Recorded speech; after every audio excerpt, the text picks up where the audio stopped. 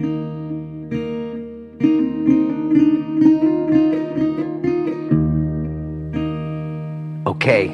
it's now or never.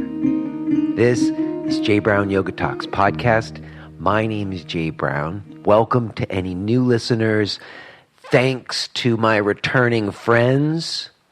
I'm coming to you from a hotel room in London, England. Camden Lock, to be precise. And it's my first time here. I have been to other parts of Europe, but never to London. I'm here this weekend teaching some workshops at Try Yoga. And I have to say, London has treated this city boy just fine. I'll give you a perfect example. Yesterday was my first day here. I slept in kind of late. I was up late because of the time difference, jet lag thing. So I got up late and then I had these meetings. I recorded a podcast with Jonathan Satin, the owner of Try Yoga. Well, that was interesting. Maybe I'll say more about that later. But after that meeting, I also had a talk with the yoga teachers at Try Yoga. That was pretty cool. And then I had just this little window of time before the beginning of my program, like an hour. And I needed to get something to eat. And when you go to a new place, you don't know your way around. I wasn't sure whether I could make it happen in an hour. It was a tight frame. I didn't have a lot of time. I don't want to be late for the first night of my workshops, So I walked down the street and boom, no problem. Within 5 minutes, I had a kick-ass falafel in my hand. And there was plenty of other options I could have chosen from, all kinds of yummy vegetarian food. It's a city, and it's that feeling that you have when there's a little enclave or a little section of a city. Big cities, how you walk down the street and then all of a sudden it feels like you're in a different place sometimes, That to me is always the sign of a real city. And sometimes you'll have these little pockets that feel like a village of some sort. The East Village used to feel like that. Williamsburg, Brooklyn used to feel like that. Well, Camden Lock feels like that to me. No problem to get anything that I need, I'm like a city boy I've spent my entire adult life living in the New York metro area, so I'm very at home in metropolitan areas and the kind of lifestyles that happen there. So it's pretty amazing to be in a new place that you've never been, also because your brain has to exercise different things than it normally does. I don't have any identifiers. I don't know my way around at all. But I also have to say that Try Yoga is pretty impressive. This one location I'm at, they've got 5 yoga rooms. Granted, they're not all huge, but still 5 rooms. And I've been here for 3 days. Granted, it's a weekend, but I was there Friday at 3 p.m. And there was still lots of people. I've never walked into there without there being lots of people and a massive amount of shoes. And it's pretty incredible, pretty interesting. I just wrote a blog post last month about keeping yoga small. And Try Yoga is big. They've got 5 locations. And the other 4 locations all have 3 rooms. This is the only one with 5 rooms. They have something just under 200 teachers on regular staff and something 400 including subs. It is big. They had a whole offices. I went to the offices, sat down, recorded a talk with Jonathan. Very interesting. You guys will get to hear that eventually. But it's kind of great. They're not like Yoga Works. Didn't feel like Yoga Works to me. But it's just not as simple as whether it's small or big, I guess. It has to do with other nuances. So we'll come back to that. Some interesting stuff. And today was my second day of my programs. I taught 2 workshops today, and I feel like they went pretty good. I'm pretty happy with it. Particularly today was a challenging one. I like to do like a session on like philosophy and like history and philosophy of yoga, and that's always a challenging one because you never really know what you're going to get into. But guess what? I got a friend around. Theo Wildcroft has been attending my workshops here in London, and that has been fun. And boy, was she helpful. Although kind of intimidating also to have like more of like a scholar person in my class when I'm not really an academic or a scholar so much. But I do think it's important. I do think that a consideration of viewpoints and different philosophies and strains of philosophy within yoga are important, because I think a lot of what happens in yoga classes does have philosophy behind it, even when it's not voiced. So I try to tackle it. It's not that easy to like have a non-dual, dual conversation, but I think we did okay. I'm pretty happy with where we went and what hopefully people might have gotten from that kind of exchange. Tomorrow's my last day. I've got 2 more sessions, but it's more like we're going to look at technical stuff, like breath stuff and like practice stuff. And that actually feels easier to me than trying to tackle big ideas that don't really have words for them, you know? So after I finish my workshops here, I'm going to go hang out with Theo at her place. She lives in the countryside. Like, it's I guess like an hour away from Stonehenge. There's like crop circles and shit out there. And I'm going to get to see some crazy nature, I think. So I'm pretty excited about that. It does feel good to be out and about. And the really great thing is the number of people in my workshop who are podcast listeners. It's so cool. I'm stunned. I'm stunned by how much the podcast is kind of attracting people who are interested in the kind of things I'm interested in. It makes sense, of course. I record these conversations and talk about the things I want to talk about with them, and it's just great that it sort of seems to transcend borders, you know? It's like all these people here in London is really great people who like are friendly and, you know, come to hang out. So cool. Thanks everybody for listening. People who email and people who show up to these live events. Just pretty great. So psyched. And I'm also psyched about today's podcast with Maria Kirsten. Maria and I met the last time I was in Japan. If you were listening back then, you remember I recorded from a hotel room in Tokyo. And I was on that trip, and my host, Kaori, I don't know if Kaori listens to the podcast. If you're listening right now, Kaori, maybe she would because it's Maria. What's up, Kaori? Shout out. She is the woman who sort of like takes care of me when I'm in Japan. And I believe she was doing the same thing for Maria, who was traveling there from Australia. And she just thought it would be fun for us to get together. We went out to dinner. We kind of hit it off because we are very like-minded when it comes to practice. And she's got this thing called Yoga for Grown-Ups.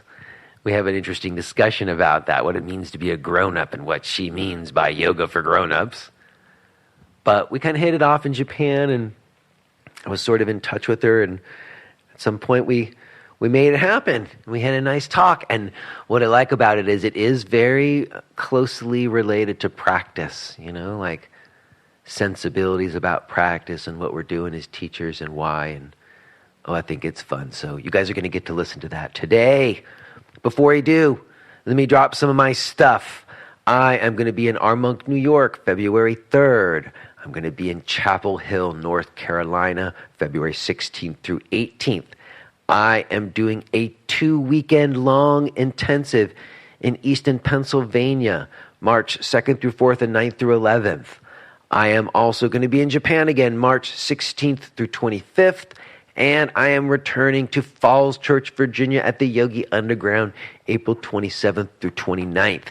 You can find out about those events and more. You can listen to the archives of this podcast and read my blog and find my online yoga video offerings, including my live stream subscription with 24-hour access. All of that stuff is at jbrownyoga.com. And maybe you would show support for the podcast. It's very helpful, and we're very appreciative if you would. There's two main ways that you could do that. You could go to a blog or podcast page and make a direct donation. That is probably one of the more direct and supremely helpful ways you could show support.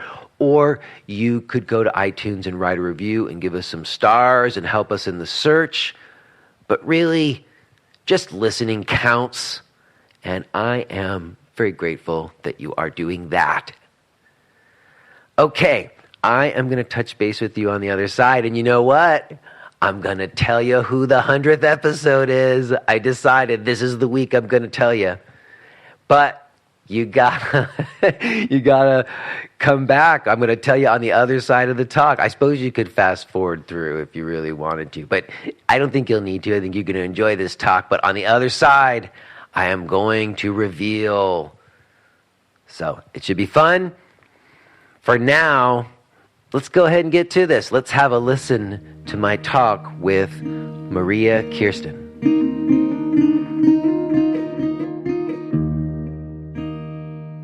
I don't know. I'm sticking with the old one for now. Sometimes they just keep upgrading the software on everything, and then, it worked fine before. I know, it gets confusing. It's like, wait a second, I was happy. Yeah.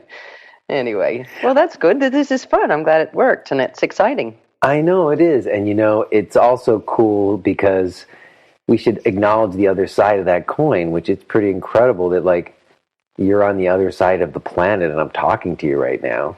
I know. It is incredible. That's true. That Skype makes that possible. I know. Exactly. So tell me again, I'm sorry. You're in Australia, right? Yeah, so I'm in Australia on the far north coast of New South Wales, near Byron Bay, which anyone who's interested in yoga, it's probably the yoga capital of Australia. Uh-huh. And it's the sort of alternative. So it could be kind of like Marin or like Asheville or, one of those places where, I don't know, you can get anything from a colonic to a vegan, something to yoga it's nice. But I live in a town a little bit out of that, but it's beautiful. So this morning I've woken up, taught yoga, had a swim, right near the ocean. It's a nice life, and it's subtropical. Nice. That's very nice. That's like the warm water, right?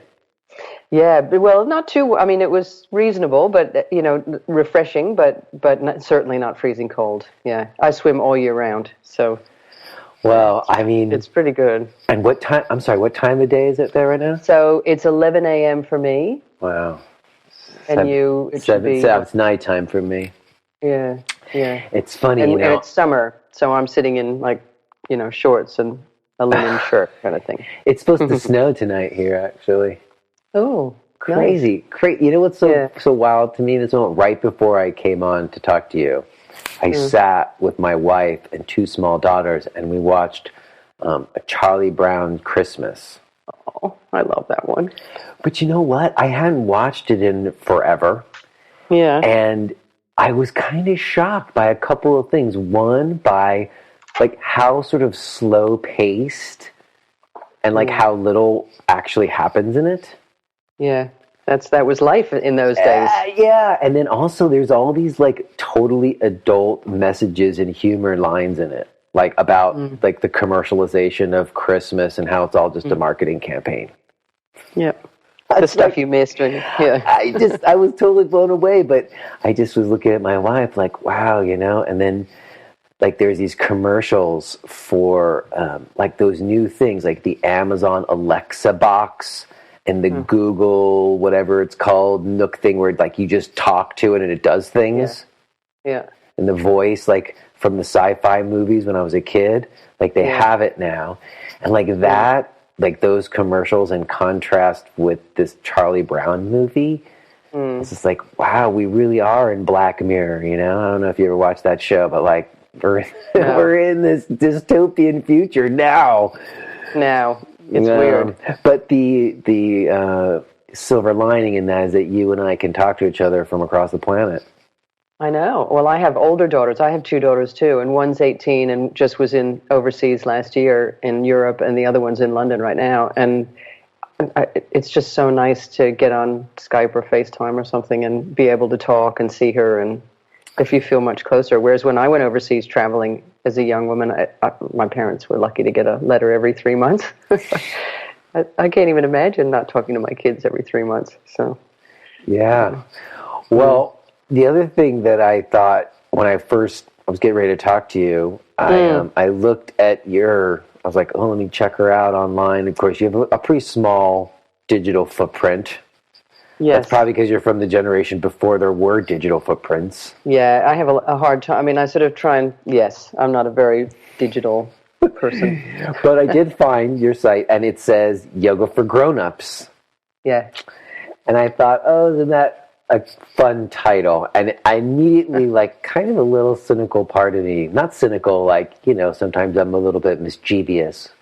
There you go. And I thought, oh, yoga for grown-ups, there's kind of an implication in there. Well, it isn't yoga for adults, and, never the twain shall meet, but... No, I wasn't even thinking the distinction between grown-ups and adults, which we can talk about, but I was thinking more that there's kind of like, this is for grown-ups, and if you're not a grown-up, it's not for you, or it's exactly what it is. Who's the people who aren't grown up enough for this? Or that was my thought, like, well, who are the people that aren't grown up? Well, they're the people, I think of it as the who are in the householder stage of their life, or as I get older and my students get older, in the kind of retirement stage of their life, to go with the yogic phases. So when you're in your student phase of life, it's all about you. And you got a little bit more to burn, and you can do a handstand drop back, and if it doesn't go well, you probably recover quite well. But my students are busy, and most of them don't even think of themselves as yogis. They just do yoga because it makes them feel good and they like it. And they're much more interested in staying mentally and physically healthy so they can get on with what they're doing. And they don't want to be risky. So the characteristics of being grown up is that latter stage in life where you don't care so much about the flash. Yeah, not about the flash. You just want to feel safe, and you kind of want to feel nourished because you're tired a little bit. You want to feel like you're doing something with your body. It's funny, people say, what kind of yoga do you do? And I all I can answer is like what it's not. And I'm like, it's not hot and it's not fast, but it's not boring. I know, but that's not really... See, I wrote an article called What Kind of Yoga Do You Teach? That was published in an IAYT publication. I know you're an IAYT member as well. Yeah. And, I didn't do what you did. I didn't I'm not this, I'm not that. I tried to talk about it, but I talked about it like in like stories and more metaphorically. Yeah. And the criticism I got was, well, that's not really an answer to the question of what kind of yoga do you teach if it's just what it's not. It's not telling you what it is. True. Well, I've got a new answer now. I just had my graduation for being an occupational therapist last night, so that was kind of just put on last the cap night. And gown. Last night. Yeah, Congratulations! That's it's incredible. Been an exciting year because I got my yoga therapy certification and I've done my occupational therapy. Okay, so you're OT and whatever the other one is. YT, whatever. Senior. You got your initials now, but that's not the point. The point is that you've been doing some study and you brought something to completion. And I think it's refined my answer because yoga is kind of a technology for living your life well, and it helps you do the things. So OTs ask, what do you want and need to do that you might be having trouble with, and how can we surmount those obstacles? And yoga just gives you so many technologies to help you mentally and physically. So the yoga that we do is functional and relaxing and nourishing, but also strengthening and giving you your normal range of motion. So does that answer what it is? And it was a trick question. It was a totally trick question. And I get it. I mean, I think that, I guess where I'm going is that you and I both, like I have this title, Gentle is the New Advanced. I know, I love it. But it's equally, in a sense, like kind of reactionary, in a sense, to like things that have happened in the yoga world. and then us wanting to kind of distinguish what we're doing from like other things that people have expectations around that don't align with what we offer, you know? Exactly. And it's that idea that like when you go back and you do your level 2 training, what does level 2 look like? Does level 2 look like you do more and more gymnastics, or does level 2 look like you're capable now of offering a much more refined suite of options for your students that support them to be themselves? Like, shouldn't level 2 be taking it back and saying, if you can't do this, well, here are a lot of the ingredients that make that up, and you could do this safely and help people tailor it to themselves. So it's really individual, and I guess that brings it back to being more kind of Krishnamacharya based. Yeah, we can talk about that. We can talk about that influence that we both have, which is about adapting to individual needs. That's like the hallmark. Yeah. But let's all right, but I get from the sort of tone of your voice, and maybe I'm wrong, but you weren't always teaching what you teach now, that like maybe like me, you had another incarnation of yoga prior to this. Am I wrong to kind of? No. Yeah, no, probably the beginning of my life was quite Iyengar based. So, and when did that happen? That was your first class? No, my first class was, the first exposure I had, I was thinking about it, to yoga was on Paradise Island when I was a kid. I was born in the Bahamas, and we would go there on vacation. And the first exposure was this Sivananda ashram. My brothers and I would sneak across from the property next door and go look at the yogis, and with fascination. And what do you remember? What are the images of your head when you were a kid spying on the people over at the Sivananda ashram? Yeah, kind of different. So I was born in Manhattan and, grew up in Manhattan. So it was... Okay. They were different people. You have the accent of someone who was not born in Manhattan, but you were born in Manhattan. I can talk like De Niro or talk like the nanny if I want. Look at that. You got them both, huh? Yeah. And I could talk like I live on Long Island, because I did too. But my mom's English and my dad's German. So I didn't have a American accent in my house, really. So I suppose that softened it a little bit, I've been in Australia now for 23 years, so that softened it. But yeah, I grew up in Manhattan, and so on this island, there are all these people that look like now what I recognize as yogis. They just looked nice, and they looked mellow and fascinating, and it was sort of peaceful. So it was a neat place to just kind of sneak through and observe for us kids. It made an impression. And then when I was at uni, which is what they call it in Australia, I was at Georgetown in my last year of my undergraduate, and they had yoga. So I rocked along, and there's this Swami guy. I just remember him being like basically really bony, and he did yoga. And I remember the image of this girl in the front row who did like the swan dive forward into Uttanasana, and I was like, oh, wow, that looks amazing. And it looked so foreign and kind of different and beautiful. Yeah, I always thought it was like this sort of kind of beautiful sacred dance, and I was quite taken in the same way. Yeah, and his class he was like a Sivananda guy. He was really traditional, but I just loved it. And I've always been a really kind of uncoordinated, slightly hypermobile sort of person. And you wouldn't know it to look at me, but I'm not good at sport and things like that. And I just loved the feeling of doing something with my mind through my body. I can't say that I understood that then, but I made it a huge priority at uni. Like I would not go and do a lot of the other shenanigans that I used to do because yoga was on. So I made it a priority, and that was really a change. So, well, it's interesting. A lot of people I've talked to at that time in their life, like when you're in school and you're like just trying to figure out who you're going to be and what kind of direction you might go in, like yoga often becomes like a really valuable tool at that time. Yeah, it did. I mean, I had no understanding of it. I remember this friend I met, an older friend of somebody, and she said, "Oh, you're doing yoga. No matter what I do, whether I'm fat or thin or whatever, my body is the best when I'm doing yoga. Like it feels the best. It doesn't matter what it looks like from the outside. I just feel really embodied when I do it. And that made an impression when she said that. I was like, Oh, what a good statement to have planted in your head at that early moment, you know?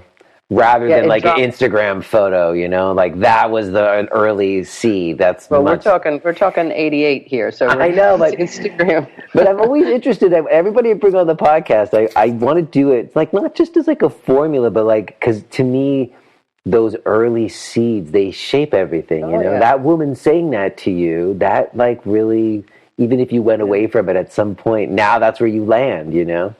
Well, I never really did go away from it, although I after doing that, I've always done it on my own. And then after uni, I went to travel, and I took Light on Yoga with me and did that. You know, have you ever done the sequences in the back of Light on Yoga? Like you do the first 6 weeks 60 times and never get any further. But yeah, I did some of that stuff. I tired of it, but yes, they have all those like prescribed practices in the back. I would tire of it after about that point, but I took it around with me and did a lot on my own, which has probably saved me being quite hypermobile and stuff, just being by myself and not in a competitive environment. That's true. Self-practice, it's just like its own thing. It's not, you don't have the group vibe or anything to go off of except your own sort of choices and experience, you know?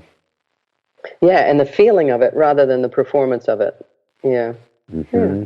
All right, and so, go ahead. Well, I traveled a bit, whatever, always did it, like, then I was on Long Island, living on Long Island, and I would go and do yoga in this backyard with this guy, John Seeley. He has One Ocean Yoga now. I went back and did it, but this is like 25 years ago.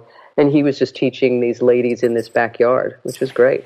And it's interesting to have seen how he transformed because more therapeutic stuff came up, and he's studied and done a bunch of stuff. So it was fun to go back 20 years later and hear how he's teaching and what he's doing. It was great. And then I moved to Australia. Oh, no. Then what were you doing in Long Island? Well, I was working at a garden center for a while. I had a master's degree in English and like nowhere to go and nothing to do. Yeah, those master's degrees in English, they don't always give a clear career path on them. Not exactly. So I worked at a garden center, which was great. And then I did a teaching certificate through LIU. I just got my public school teaching thing. And I worked at a little school out on Long Island for a year before I got married, which is great, teaching English and social studies. And then... How old were the kids that you taught? Year 5, 6, and 7, so 5th, 6th, and 7th grade. All right. And I did some yoga with them. It was fun. We did all sorts of stuff. Yeah. And then, I was doing yoga all the way through that, and then before I got married, my mom and I went up to the Sivananda ashram in, upstate New York and did a retreat. Mm-hmm. When we did that, she's like, if you ever want to do a teacher training, I will give it to you. And I was like, oh, that's nice. And I just kind of put that in my pipe and smoked it and just let myself sit with it for a while, and then moved to Australia and taught a bit of English and had a baby. And by the time that time went by, from 28 to 33, I was living up now where I'm living, and I had 2 kids, a 2.5-year-old and a 6-month-old. And then I've been going to this woman, Louise Solomon, who teaches yoga lattes. So there we go. But there's a lot of schlocky ways to put it together, and she was really smart the way she put it together. She'd been injured in Ashtanga. In those days, to do a teacher training here, there were 2 choices. And there was an Ashtanga Vinyasa training. This woman, Louisa Sear, still offers at Yoga Arts, more in Bali now. And then yoga lattes with Louise Solomon. And the lattes part of it was really good for the hypermobile postnatal part of me that needed some stability. Mm-hmm. So it was and I also liked it because it was even though we did some crazy things in those days, it was like a 7-month-long training, and it was all about fitting it to the individual. So I was just so happy that I went in that direction, because I could have so easily gone in the other direction. And, in those days, a lot of people got some really serious injuries from just overdoing. Yeah. And I guess sometimes, that's interesting to me that you come into more of being a yoga teacher later on in life, after children, and as a second wind. Yeah. And being kind of shackled with kids and poor and busy, I couldn't do too much. I could get to yoga once a week, and otherwise I had to do my practice on my own. So again, I think I might have been saved from injury because I was pretty flexible. And so people were like, oh, you can do this. But I hadn't yet, I'd sort of started to cotton on to the fact that I actually needed stability. So that's where the Yoga Lattes stuff came in. And she used a lot of research. So that's really informed me too. Like it was applying it to the individual, use of props and a lot of modifications, and use of like the latest evidence base integrated in. Mm-hmm. So it was a good little outfit to work with, and I ended up working with her. I met my first mentor, and who's still my mentor today, taught me anatomy in that training, and I went back every year and did more anatomy each year as I realized, whoa, I need some more anatomy just to be able to offer choices. Who's that? Her name is Libby Nelson. She lives in Byron Bay, and she's a physiotherapist and a yoga therapist. And she's just so generously mentored me. Like when I was excited and, asking her a million questions in the teacher training, she would just I remember one time, she kind of just pushed my head down onto a cushion and is like, relax, it will come. You can't learn everything now. You just take it step by step. And for you need to relax. So, but, eventually I would have lunch with her every 6 months or so, and she'd say, oh, now I think you should read Thomas Hanna's Somatics and try that. Or then she did Bones for Life, and so I got into Feldenkrais and exploring that stuff. Bones for Life is Ruthie Allen developed Bones for Life out of Feldenkrais. Mm-hmm. It was some neat work. And then she did a therapy training in the Krishnamacharya school, I think with Dr. N.C. And so all the pranic stuff she started to explore. So it's been really fun to sit at her feet. It makes me think like you kind of need that person. It's kind of like when you have an older brother or older sister who like turns you on to all the cool music. Yeah. Or you need that person in your life to turn you on to stuff that helps you discover, I just am so, gobsmacked at the generosity of it, really, to kind of be interested. But it's funny because people have asked me to be mentored. Can you mentor me? And I don't know what they want. Like, it seems sometimes that they want me to kind of create some education package. Whereas, in fact, we have a mutual friend, Robin Bell, remember, she subscribes to your... Yes, we do. We should give Robin a shout. I know she's going to be very psyched because she's going to be listening for sure. I know. Well, she did her teacher training and then started coming to my classes, and she just kept coming to my classes and kept coming. And then she'd ask a million questions, and we'd do some things, and she'd help me sometimes with some tech stuff like banners for Facebook, and because she's just a genius and all that stuff. But she just came and asked questions and was curious and so easy. She almost mentored herself. She just asked and was curious and asked what she needed to ask. And it makes me think in Eric Schiffman's book when he went and worked with Desi Kachar, and he rocked up for the sessions, and they kind of shot the shit for a while, and then Desi Kachar's like, okay, your session's over. And he's like, wait a second, you didn't teach me anything. And then he got it. He's like, oh, I need to ask questions. And he went back with fool's cat pages of questions so that then it comes from you. I mean, you're learning, otherwise you just get somebody forcing all this information down your throat in your teacher training and you don't absorb anything. I know. Whereas when it's with your questions, you absorb it and you absorb it over time, you integrate it. And that's exactly the way that I worked with Libby and the way Robin's worked with me. And it continues. It goes on in both cases.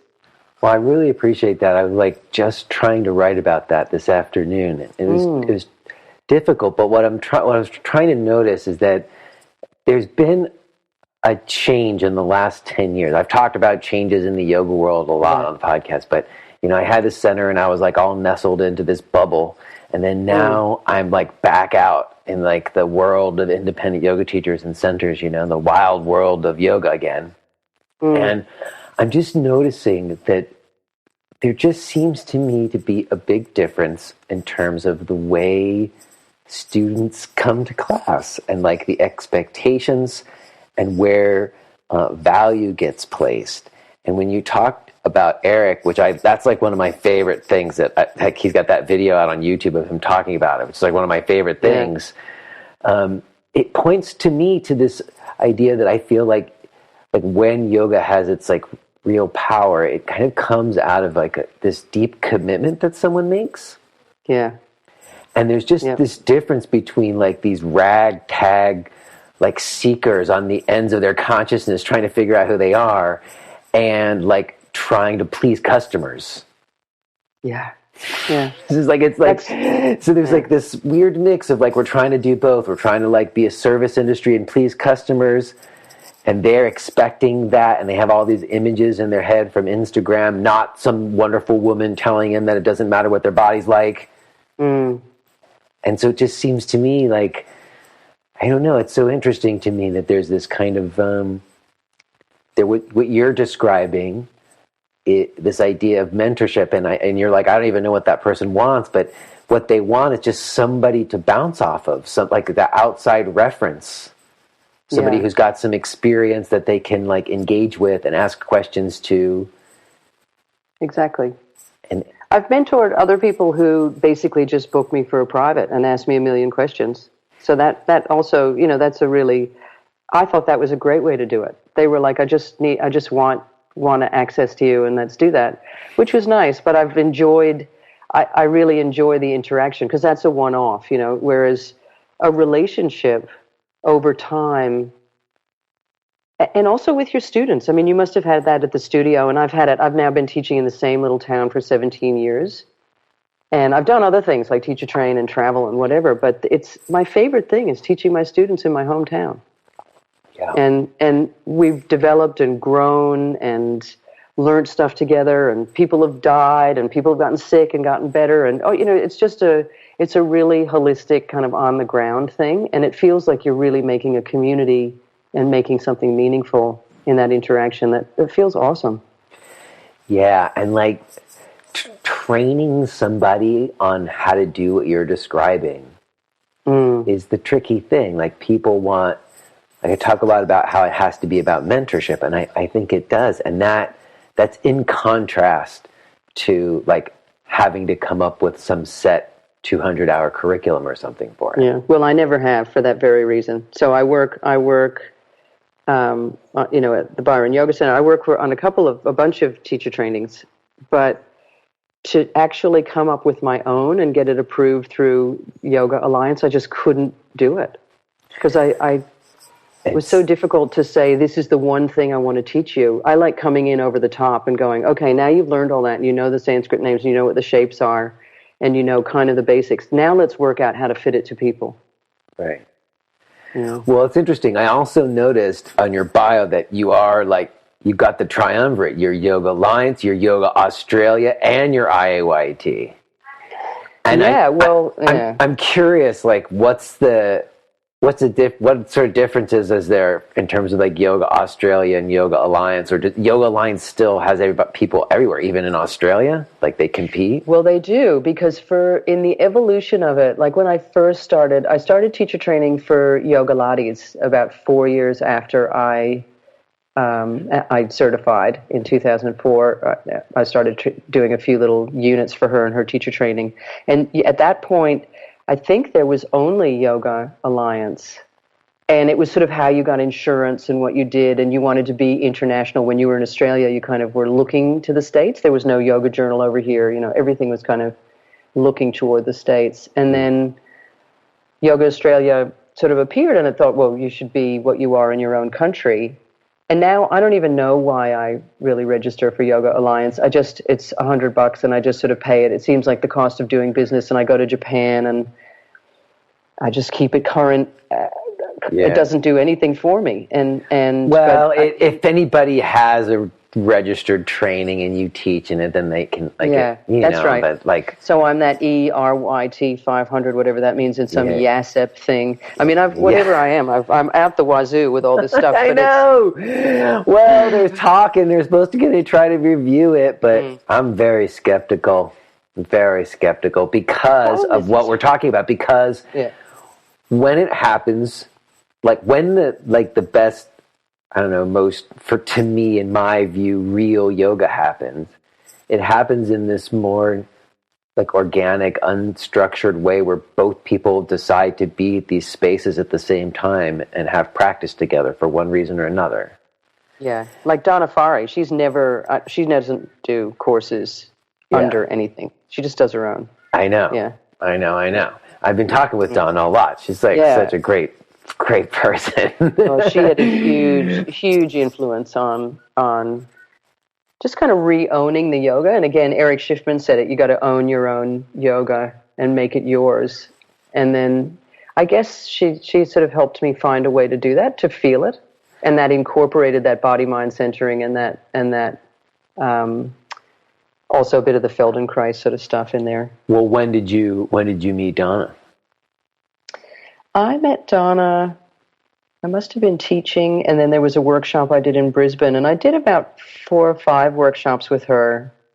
So it would have been, in the early, 2000s and 2007 or something like that. I can't remember, but it was well over 10 years ago. My kids were little, and I just was like, whoa, that's a cool way to go. And I could see her going, well, is this yoga? What is this? And I just thought, what it is me doing that. I love that moment of preparation in yoga. I think that's when you're teaching people about themselves, not about the yoga. Like the yoga's a repertoire of shapes. She said this. The yoga poses are a repertoire of shapes through which we explore consciousness. She's just so articulate. Straight up. I love that, but you see, wow. That's not, like, how do you market that? Well, I don't know if you do. I mean, you write books and you just stay, and you just have to kind of hold your space. But I was like, cool. And when you're teaching someone, you're not teaching them to perform the pose. You're teaching them that moment of preparation. And I've kind of come up with this. I think there's a moment when you're about to do something, there's a moment of finding your root, like what is holding you on the earth. Then there's the moment of finding the stabilization, like what doesn't need to move, what needs to kind of hold steady. And then where do I move? So it's like 3 steps. My foundation, what's going to be stable, and then where am I moving from? And I'm not fast enough or coordinated enough to do that in any kind of vinyasa flow. So I need more like the Krishnamacharya, that repetition style, or the Iyengar style a little bit to get organized and feel it. But that Feldenkrais stuff really helps to feel that, like what Amy Matthews does. I've never worked with her, but I did get to meet Bonnie Bainbridge-Cohen. She came to Australia this year, and she was amazing.